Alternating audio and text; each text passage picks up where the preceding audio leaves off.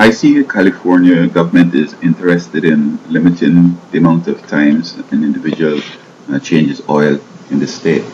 Now, this is something that I'm sure not sure if they could sort of enforce. How do they know if I change my oil, if I do it privately or the garage or whatever? But I wonder if the persons who are proposing this law understand the science of oil. You know, when I was in college, I did, a course in industrial arts, mechanics, and one of the topics was oil. And it's a science. There are automotive engineers that work with the oil and so forth. And oil has several additives in it. It's not just, the oil like you cook with to prevent things from sticking and so on. It cools the engine, helps to cool the engine. So it has coolant additives. It has additives to prevent it from boiling, getting too hot. So it's a kind of retardant.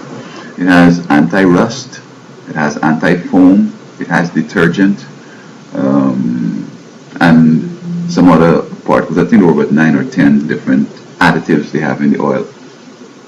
So the question is, how long do these additives last? Because that's the bottom line. You notice the oil gets dark, and that is from the carbon and dirt from the air that's getting into the engine.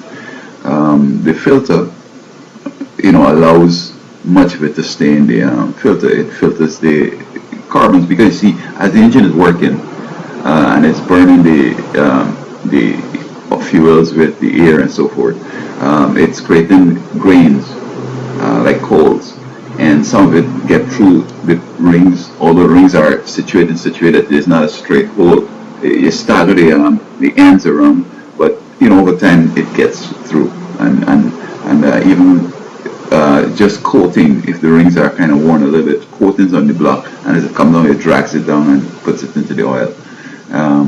So if the oil basically needs to change, is because you need to replace those additives. Now, if you don't, you're gonna have problems. You have overheating. You might have your oil boiling and kind of like sort of burning up. So it's getting less. It's not cleaning properly. It's not lubricating properly. And I think even they add a lubricant into it. So if it is that they understand that these things are soap. Now, the people who are fixing oil, they're just like the people that do milk. Now, milk in my country, it will last long. You get it from the cow, straight from the cow. You keep boiling it and you keep warming it up, and it will last long. But when you buy the milk in the store, it has the expiration date. Now, if you want to play chicken and wait for a couple hours after the expiration date, it's already started to depreciate and decline and start to be funny. I don't know if you could drink it without getting harmed or what. And so they're saying that they can't afford, it needs to be predictable, so that they can't allow people to have milk for a whole month. And that's, if it's a weekly thing, then they're losing 4 sales. So drink up the milk, maybe buy enough that you would use, but you just can't keep it beyond that date. And same thing with the oil. It seems that if you put the engine, maybe 30 days might be good enough. There is a time, find out the time, find out the miles, perhaps the times or a mile, whichever comes first. On the other hand, if you're changing oil unnecessarily, it means that you're just wasting money. But if you're going beyond the recommended or the time that the oil is useful, then you're hurting the engine. And to replace an engine, I'm not sure, let me say $500, you could be changing oil too often and end up in a short while spending enough that you could have purchased a new engine.